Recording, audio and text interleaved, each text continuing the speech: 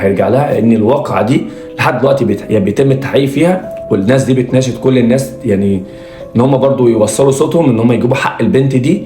وفي نفس الوقت كمان تم تحويلها للطب الشرعي اللي اثبت ان هي كمان في حاجه على دماغها او مضروب على دماغها. ولكن بيقول انا لما طلعت فوق السطح ودورت على السلم ما لقيتش اي رمله خالص، فهو مستغرب ايه اللي حصل لبنته ومين اللي عمل لها كده وايه الحكايه بالظبط، وبيطالب بحقها. البنت اتدفنت ولكن هو مش مرتاح وعايز يرتاح وعايز يعرف بنته جرالها ايه.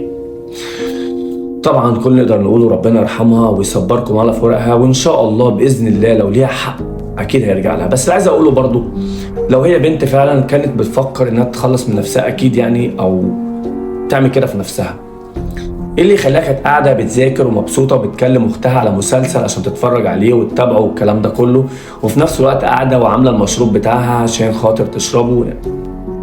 في حاجه غلط في الموضوع. فربنا يصبركم وان شاء الله حقها هيرجع لها. مع السلامه.